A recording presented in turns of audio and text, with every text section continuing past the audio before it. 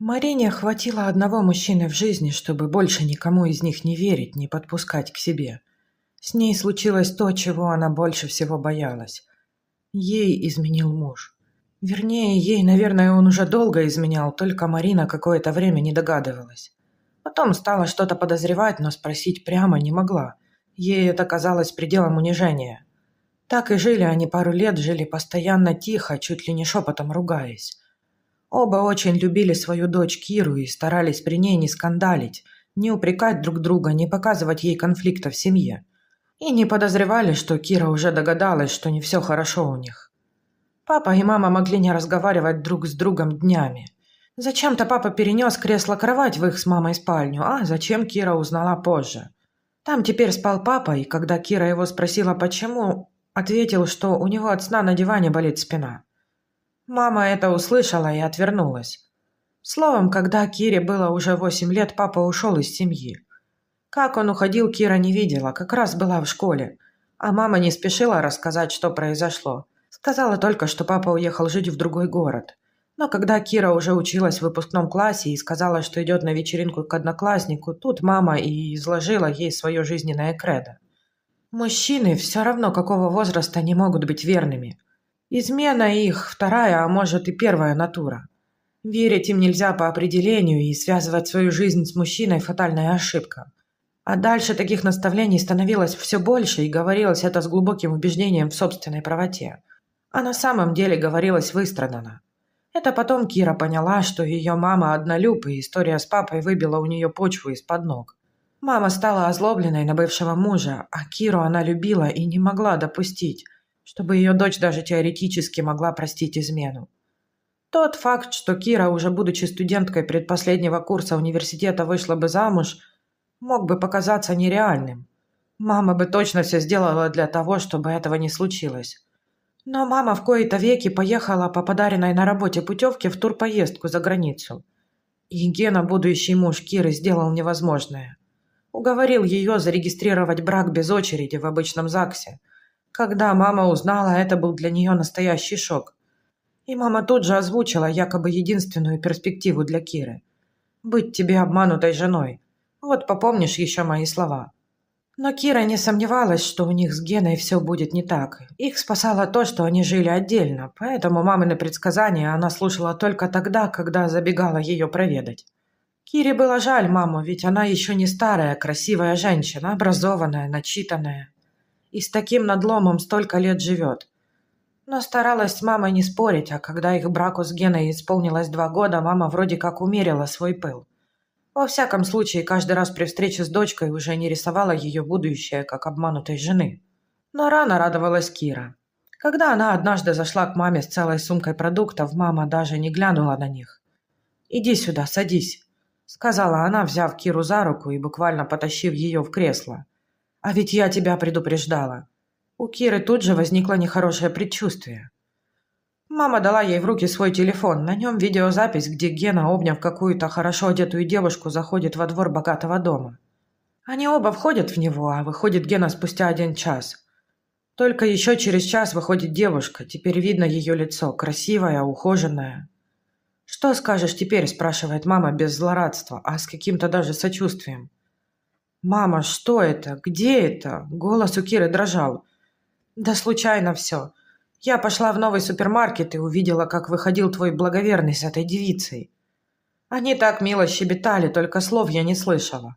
А потом твой ненаглядный Гена остановил такси, они сели вдвоем на заднее сиденье. И тут мне повезло, как раз у входа освободилось еще одно такси, и я поехала за ними, а это за город. Валютный коттеджный поселок, но можно было и догадаться, что такая барышня не в хрущевке живет. Так вот, они доехали до дома. Там на видео видно и название улицы, и номер дома. Они вошли в него, и я машину отпустила. Решила, что дождусь, пока твой Генка выйдет, и дождалась. Только он спешно уехал на такси, которое, наверное, он или она вызывали заранее. А я решила ждать до победы. Может, эта красавица выйдет, может, ее успею спросить, что за дела у них тут творятся. Но она вышла и тоже спешно прыгнула в такси. А вот куда она дальше поехала, проследить не удалось. Час еще прождала, они не возвращались, но я и потопала на маршрутку. Замерзла не передать. Но не жалею. Может, хоть теперь у тебя глаза раскроются». Кира слушала маму и в который раз смотрела запись. Слезы сами текли из глаз. Обида душила, а ведь мама предупреждала. Но Кира думала, что у них с Геной все не так. У них любовь. Вот она, любовь, смотри, не хочу. Я сейчас разберусь, закончила Кира и выбежала из маминой квартиры. Та даже не стала ее останавливать. Кира бежала, глотая слезы, к офису Гены. Через несколько минут у того был конец рабочего дня. За десяток метров от входа в офис она увидела свободное такси и попросила водителя подождать, пока она скажет, куда ехать. Ждать пришлось недолго. Гена уже выходил, и его тоже ждал автомобиль. «Проследуйте за этой машиной, пожалуйста», – попросила Кира водителя. Он внимательно посмотрел на нее в зеркало. Пассажирка плакала. Но водитель много чего видел, поэтому ничего не сказал, а поехал за машиной, на которую ему указали. Они приехали в один из коттеджных поселков. Пассажирка рассчиталась и быстро пошла за мужчиной, который несколькими минутами раньше вышел из того такси, за которым они ехали. Калитка красивого забора была открыта, и молодая женщина, его пассажирка, тоже прошла во двор. И тут произошла самая отвратительная сцена в жизни Киры. Нет, она уже была готова к скандалу, у нее за это время всплыло в памяти все, что годами ей говорила мама. Кира легко поставила себя на место брошенной и, возможно, давно уже обманутой жены. Она уже почти отрепетировала речь, финальную речь, потому что после нее сразу же развод и полное отторжение мужчин. Теперь она хорошо понимала маму, а Гену уже ждали, да, та самая раскрасавица, которую она видела в телефоне мамы. Но рядом с ней, обнимая ее за плечи, стоял молодой мужчина. «Так их трое», – подумала Кира, – «это что-то новенькое». И, подбежав к Гене, развернула его к себе и крикнула: «Предатель, давно ты мне изменяешь?» И больше ничего сказать не смогла, горло зажал спазм. Кира не могла вздохнуть, а Гена еще и бросился вытирать ей слезы. Кира как-то сумела прошипеть ему: «Не прикасайся ко мне». И вот все четверо сидят в гостиной красивого дома и выясняют отношения. Кира от стыда ни на кого не смотрит. То, что она сегодня натворила, ни в какие ворота не лезло. И натворила, потому что почувствовала себя в таком же положении, в котором столько лет живет ее мама. А ситуация на самом деле была совсем иной. В тот день, когда мама снимала на видео Гену, любезничавшего с красивой девушкой, он в супермаркете встретил свою одноклассницу. Ту самую злополучную девушку встретил после почти 7 лет, как они расстались после школы. Эта девушка давно стала женой еще одного одноклассника, и в том, что они поженятся, не сомневалась, наверное, даже школьная техничка. Эти двое были неразлучны с 1 класса. После школы вместе поехали в столицу, оба поступили. Поженились на 2 курсе после диплома. 2 года работали в одной швейцарской фирме. Теперь вернулись в родной город, и не сами, у них есть маленький сын. Он сейчас с одной из бабушек, но скоро они его заберут. Весь дом, в принципе, уже обставили, только в детскую ждут кроватку. Очень хотели встретиться со школьными друзьями, хотя бы с теми, кто живет в этом городе. Решили, что как только дом, который они 2 недели назад купили, будет в полном порядке, найдут всех своих и устроят новоселье. Первого нашли быстро. Лариса, хозяйка этого дома, встретила Гену в супермаркете и затащила его в их новый дом. Они поговорили, повспоминали, условились, что Гена поможет найти одноклассников. А сегодня встретились уже втроем. Гена, Лариса и ее муж Володя хотели обсудить какой-нибудь сюрприз для всех. «А ты, глупышка, надумала себе».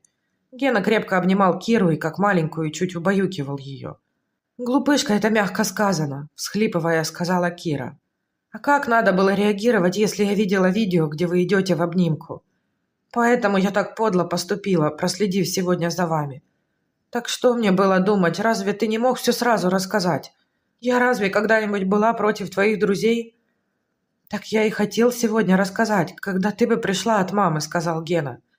На следующий день Кира опять заедет к маме, и теперь она возьмет маму за руку и усадит в кресло. И мама будет слушать то, что расскажет Кира, и станет заметно, что маме больше нравится та ситуация, которая была реальностью.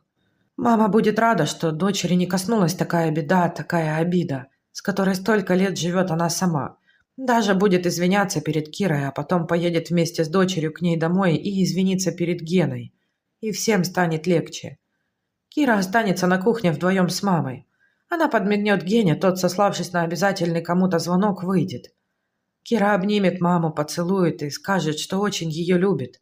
А потом посмотрит ей в глаза. «Мама, Попробуй не думать, что все мужчины изменяют своим женам. Просто хотя бы попробуй. Неужели ты в самом деле считаешь, что верных мужей не бывает? Я знаю, что ты скажешь, что не знаешь, не за всеми следила. Но все-таки не могут же все изменять. Не знаю, Кира. Мама явно не ожидала такого вопроса. Наверное, у меня нет права всех мужчин стричь под одну гребенку. Только я знаю случаи, когда неверные мужья годами хитрят, унижая тем самым женщин. Знаю, что если в такой семье, где измена годами растет сын, он и в своей семье будет тоже изменять жене. Но пример Гены меня радует. Кира, ты веришь, что я действительно рада за вас? В это я точно верю, но еще раз попрошу тебя, мама. Начни хотя бы сомневаться, что все мужчины одним миром мазаны. Я попробую, Кира, ответила мама. Потом Лариса позвонила Кире, и теперь они каждый вечер перезванивались. Она попросила помочь составить меню на вечер встречи одноклассников. «Лара, так я помогу тебе», – предложила Кира. «Как у тебя с выпечкой?» «О, Кира, не спрашивай, никак. Тут я полный ноль», – честно призналась Лариса. «А я обожаю делать всякие торты и сделаю, только надо бы знать, сколько едоков будет». «Вот ты у Гены и спроси. Он обещал, что будет завтра знать, кто точно придет», – ответила Лариса. «И еще, Кира, можно я нахально к тебе напрошусь, и ты дашь мне мастер-класс, когда будешь печь торт? А вдруг и у меня когда-нибудь получится?» «Зачем ты спрашиваешь? Буду рада тобой покомандовать. Конечно, приезжай». Кира действительно обрадовалась. Совсем недавно она познакомилась с Ларисой и Володей, да еще при таких обстоятельствах, что теперь долго придется краснеть.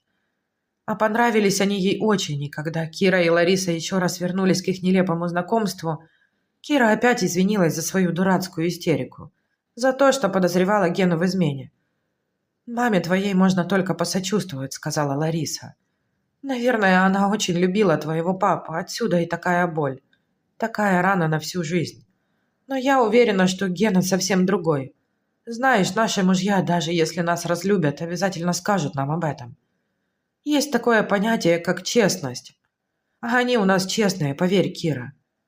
И Кира с такой же уверенностью ответила: «Да, честные». Встреча одноклассников состоялась, и все прошло на ура. Кира быстро влилась в коллектив, и потом уже дома сказала Гене, что увидела в той скверной и скандальной ситуации, когда устроила ему сцену ревности, и позитивный момент. Теперь у нее есть хорошая подруга Лариса и много приятельниц и приятелей его одноклассников. На что Гена, шутливо задрав нос, ответил: «Так ты ж за правильного парня замуж вышла, Кира». All right, everyone's presentations are done. Nick, the manager, said as he tried to move the discussion forward. Excuse me, I haven't. I recently found out something. Nick interrupted me and began to speak. There's apparently someone in this department who didn't graduate high school and is just a part-timer. Meetings should be for employees only. Absolutely right. His lackey, Mike, of course, agreed with Nick. I'm leaving. After leaving the meeting room, I started to shut down my computer.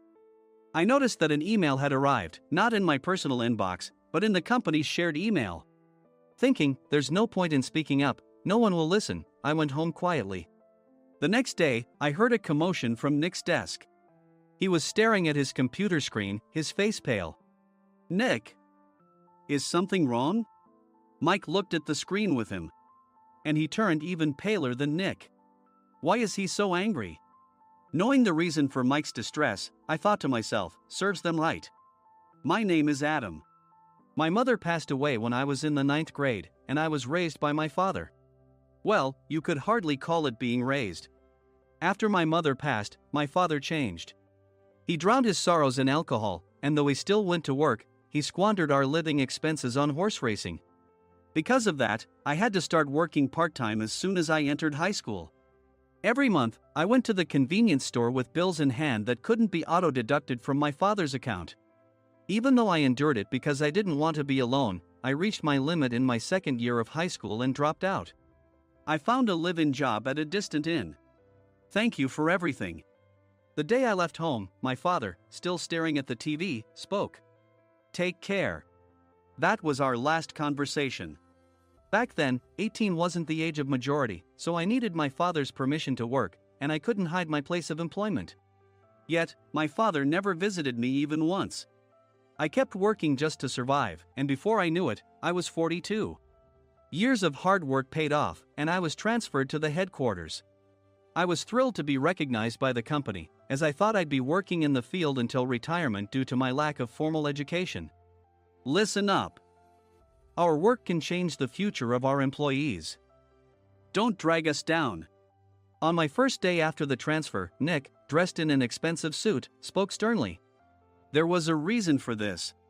Our inn was located in a prominent tourist destination, known so well that everyone in the state could sing its commercial jingle. At its peak, we had 5 locations within the state. But that was long ago.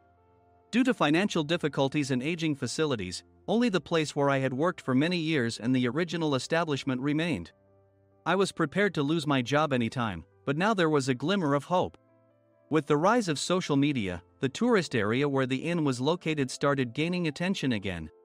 Depending on how hard the sales department, where I was transferred, worked, we could either thrive or be forced to give up this prime location to the new hotel chains continuously popping up. For Nick, who had switched careers from another industry to strengthen our sales, this was a battle he couldn't afford to lose. I understood why he had to be strict.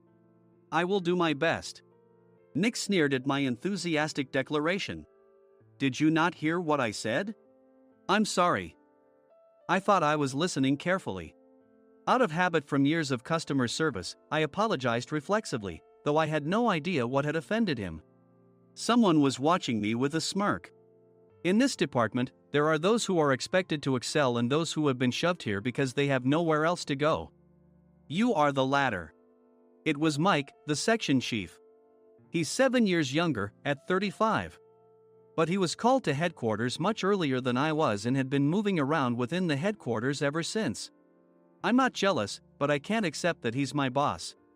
Graduating from a prestigious university, he has an unusually high pride and caused many problems as a newbie, making things very difficult for me when I was the front desk leader. When I found out Mike was transferred to the sales department a month before me, I was disheartened. Mike is right. With just a middle school diploma, there's not much you can do. Don't even think about achieving results. As if I didn't exist, Nick remarked, I'm thirsty. Mike eagerly ran to the coffee maker. It seems Mike is Nick's lackey. I regretted being happy about my transfer to headquarters, wishing I had stayed on site forever. Send a direct mail to every company on this list by the end of the day. Nick only assigned me tasks that even a new graduate could handle. What? There are over 1,000 companies. You want me to send to all of them by today? Yes, if you and your fellow misfits split the work, even those with nowhere else to go should finish by today. I glanced at the employees typing away expressionlessly. They were worn out from customer service, only thinking about leaving on time, or were women reassigned after having children, with zero motivation for work. Even Sam, a new graduate from the same university as Mike, who was supposed to be among the expected achievers, had no enthusiasm for the job, having joined the company wanting to do customer service. I don't care what they say, I plan to quit anytime, he said. Only Nick and Mike were highly motivated, making all the decisions between the two of them. I originally only wanted to work at the inn to survive and had no particular attachment to this job. I swallowed my words, thinking I had no right to reprimand them. About a month after the transfer, Nick told us with a frustrated look. To commemorate the 50th anniversary, we've decided to create a plan exclusive for one group per day. Originally, Mike and I were supposed to come up with it, but our president, Mr. Thompson, insists on hearing everyone's opinions. So, you all get a chance. As Nick explained, Mike began handing out prints. Make sure not to embarrass Nick. If your ideas are half-baked, you'll have to redo them. It seemed that they had printed his handwritten notes by Mr. Thompson, which included several questions and a section for free responses. It made sense why Nick had to seek our input, given that all responses had to be submitted to Mr. Thompson. We were given a week to think about it, and a meeting was scheduled to compile our ideas. My plan is to let guests enjoy both the old and modern America. Nick began the presentations. Guests would watch a master confectioner at a nearby traditional sweet shop make sweets in front of them. The welcome drink would be premium tea in a bottle. Nick's plan was certainly attractive. After his presentation, Nick called on us to present in the order we were seated. Just as I stood up for my turn. All right, everyone's presentations are done. Excuse me, I haven't. I recently found out something. Nick interrupted me. There's someone in this department who didn't graduate high school and is just a part-timer. He was likely talking about me. I joined the company as a part-timer and was made a full-time employee when I turned 20. That was 20 years ago, so Nick and Mike probably had no chance to know until recently. Meetings should be for employees only. Absolutely right. After that, Nick kept creating opportunities to solicit everyone's opinions, purposefully excluding me from speaking. The meeting unexpectedly heated up and went past the scheduled end time. A few people asked to leave, and the discussion continued with the remaining few. Still here? Normally, you'd leave in that situation. Though I had no attachment to the job initially, hearing kind words from customers made me want to make them happier. For someone like me, with nowhere to go, the inn was my home and customer service was my life. I felt pathetic about my current self. I'm leaving. I left the conference room and started shutting down my computer. I noticed an email had arrived, not in my personal inbox, but in the company's shared email. Thinking no one would listen to what I had to say anyway, I quietly went home. The next day, while preparing the DM as instructed, I heard a commotion from Nick's desk.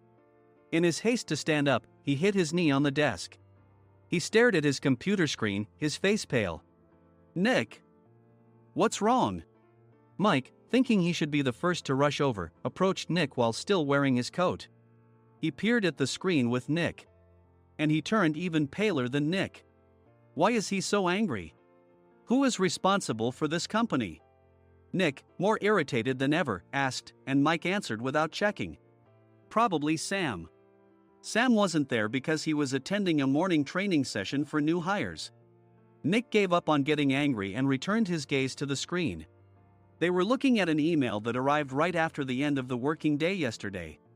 Apparently, no one, including me, had checked it before leaving. The email was from a large company that used us for their annual employee trips. The president and executives of that company also frequently used our services personally. President of the company, Mr. Mason himself had declared that neither he nor his company would ever use our services again. Well, some companies cancel their employee trips or stop using our services due to financial struggles. Let's just move on. Mike kept wiping the sweat from his forehead with a handkerchief. Knowing why Mike was so agitated, I quietly watched their interaction. Do you know how much revenue we get from that company? We can find other guests to fill the rooms, but we'll lose the banquet costs, gift shop revenue, rental car fees, and more. Moreover, the gifts were supposed to be prepared by the traditional confectionery shop involved in Nick's proposed plan. If it's known that we incurred such a huge loss at this critical time, Nick's position in the company would be jeopardized. Nick took a deep breath, seemingly trying to calm himself. All right, Mike. Go to New York right now and apologize to Mr. Mason. What? You're coming with me, right? I have urgent work to do. I trust you, which is why I'm entrusting this to you. Please. Mike, believing Nick's sincerity, agreed with a determined look on his face, saying, yes. That's Nick for you. Even if Mike went to apologize, Nick would shift all the blame onto him if the client didn't change their mind. Well, it was Mike's fault to begin with, so it served him right. About 3 hours later, Sam answered a call from somewhere and repeatedly apologized, saying, I'm very sorry. Everyone watched to see what was happening. After ending the call, he informed Nick with a weary tone. When Mike arrived at the client's company, he only made things worse, further infuriating Mr. Mason. He was demanding, get his boss here immediately. It was no wonder Sam was exhausted, dealing with such a call right after returning from training. What is that idiot doing? All right, Adam, you're coming with me. If sacrificing Mike didn't work, then I must be next. Normally, I'd want to refuse at all costs, but I saw an opportunity in this situation. If I can be of assistance, I'd be happy to join you. I immediately followed Nick, and we flew to New York. When we introduced ourselves at the reception, it became clear how serious the situation was. As the receptionist personally escorted us to the president's office. Angry voices leaked through the door, making both Nick and me uneasy. "Excuse me. I'm Nick, the supervisor. I understand my subordinate has caused you trouble, and I deeply apologize." Nick, with his experience in the corporate world, knew enough to offer an apology before excuses. However, his customer service skills left much to be desired. I sighed as I saw Mike trembling like a small dog in the corner of the room. "What kind of training are you giving your subordinates?" Mr. Mason glared at Nick with a red face. The intensity of his gaze made even Nick take a step back. Regrettably, I joined this company only 2 years ago and was unaware of Mike's issues. I should have identified his shortcomings sooner. Indeed. I should have realized sooner. No sensible person would come to apologize and then give a lengthy presentation on the drawbacks of not using their in. Nick froze, his mouth slightly open. Suspecting the worst, I picked up the documents that had fallen to the floor. It seemed Mike hastily prepared these documents on the plane, listing the disadvantages. Disadvantage 1: if you change the venue for the company trip, employees might suspect it's for cost-cutting reasons, leading to a negative impression. Reading it aloud half-jokingly, Nick snatched the papers from my hand and checked the contents with a furious expression. Among the stack of documents was a receipt from a nearby convenience store's copy machine. I felt a pang of dread, hoping he hadn't shown the receipt as well. What do you think he said when I asked what kind of nerve he had to do this? I'm very sorry." Faced with the dire situation, Nick must have thought there was nothing left to do but apologize.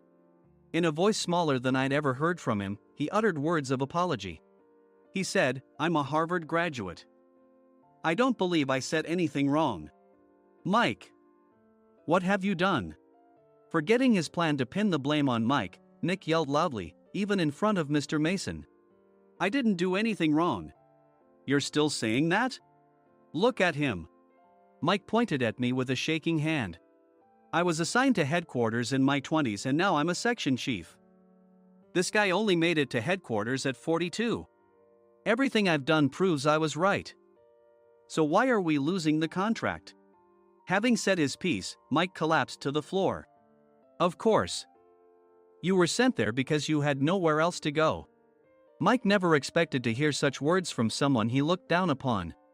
He lunged at me, and Nick hurriedly stepped in to stop him. "Mr. Thompson told me Mike is a quick thinker, and to take good care of him." There's no way he was pushed aside. "Don't make things worse here. He didn't say quick thinker, he said only quick-witted, didn't he?" I don't remember that part." I recalled the many troubles Mike caused when he was a newbie. When Mike was on the front line, his pride was so high that he never apologized to customers. Customer service, especially in our job, doesn't work alone. It brings both good and bad situations. If the front staff or housekeepers made mistakes, or the cleaning company didn't properly clean a room, one had to apologize to the customers regardless of personal fault. Mike, in such situations, would never apologize, insisting he wasn't at fault. This often angered customers, and as the front desk leader, I frequently had to apologize on his behalf. He caused complaints and disrupted operations, which is why he was quickly moved to headquarters. In departments where he didn't interact directly with customers, his quick thinking was beneficial and things went well. But it seemed his flaws were starting to show. Corporate reservations are supposed to be entered into the system by the sales representative. But a quick check yesterday revealed that more than 10 items were missing from the client's reservation. The handover document clearly stated what needed to be prepared. Why didn't you enter it into the system? Why do we have to give them special treatment? Filling rooms near the banquet hall, setting up all the food in advance. Specifying the brand of wine, they're too demanding. No wonder he always angered customers, I thought, feeling a headache coming on. Grouping them in rooms near the banquet hall is for our benefit too. It makes it easier for the staff to set up beds and serve breakfast since everyone's schedule is synchronized. As for the other requests, Mr. Mason suggested them to lighten our load. I didn't know that. Nick finally seemed to realize that Mike was the one who had angered the client. What did you say to them? I just told them we wouldn't give them special treatment anymore. We shouldn't waste effort on things that don't bring in money. I was utterly exasperated at his lack of understanding of customer service. Of course, we shouldn't comply with unreasonable demands. But carrying over successful practices from past stays makes customers feel remembered and enhances their experience. Good memories encourage repeat visits. That's part of our job. I looked down at Mike, who was sitting on the floor. In our job, nothing is a waste. Mr. Thompson likely moved you to the sales department, hoping you'd finally understand this. How do you think he feels now that you failed to meet his expectations? Mike, tears in his eyes, fled the president's office. I was amazed he still hadn't apologized. You have it tough, Adam.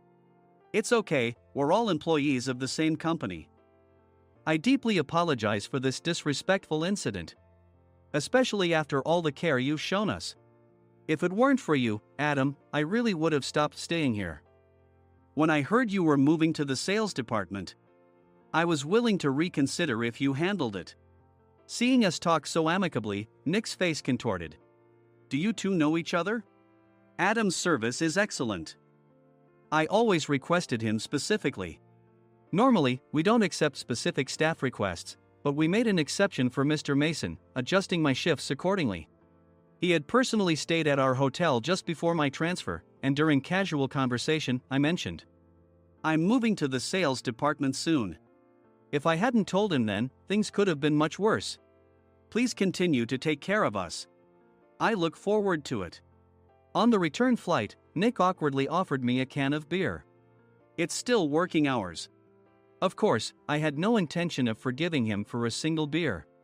Nick might try to pin everything on Mike and avoid any consequences. While pondering this, a startling fact came to light. Nick, the tea bottles for the plan have arrived. I handed Nick a bottle labeled with our inn's name. They look good. What are you talking about? These are plastic bottles. I had assumed we would use the trendy, high-end bottling tea. But what arrived were ordinary plastic bottles of tea with customized labels. The only unique aspect was the label, which had the inn's name, making it look customized. Upon further investigation, I discovered that a substantial amount of money was set to be paid to the tea company. It was priced like bottling tea. Does this plastic bottle really cost $100 each? The tea inside is specially blended for us. The extra cost is for that. Wouldn't it be better to use another tea company? Or is there a specific reason we must use this one? As Nick continued to make excuses, I showed him a printed email. I informed the tea company's president, Mr. Mitchell, that we discovered irregular payments and he confessed. He said you two were high school classmates and planned to split the extra money. That idiot. Why did he confess? That's not important. You should worry about yourself, this could turn into a police matter. Opening the bottle cap, I suggested. How about calming down with this tea? It supposedly has a relaxing effect. Nick drank the tea frantically. In the following days, decisions were made about their fates. Mike was reassigned to the General Affairs Department, with no chance of transfer or promotion, as per Mr. Thompson's orders. As for Nick, since the payment to the tea company hadn't yet been made, he narrowly avoided legal trouble. Instead, he was encouraged to leave the company, and to avoid further complications, Nick submitted his resignation. Rumor has it that connections between HR departments have made it difficult for him to find new employment. Even though it was good to have those two gone, something unexpected happened in the sales department. Everyone became motivated and united in refining the 50th anniversary plan. In the end, my plan was adopted. We collaborated with the Tourist Information Center to provide personalized guides. The plan, tailored to the number of guests, was truly special for the 50th anniversary. Hey, is Adam's family coming to stay? I immediately booked that special plan for my family. Sam noticed it on the reservation list and quickly picked up on it. Yes, I'm inviting my father. That's great. I might invite my parents too. I lacked the courage to face my father just as Adam. But here, with the confidence Mr. Mason praised, I felt ready. The 50th anniversary plan was a perfect opportunity to reconnect with my father. I hoped to bring back the days when we could laugh together as we once did.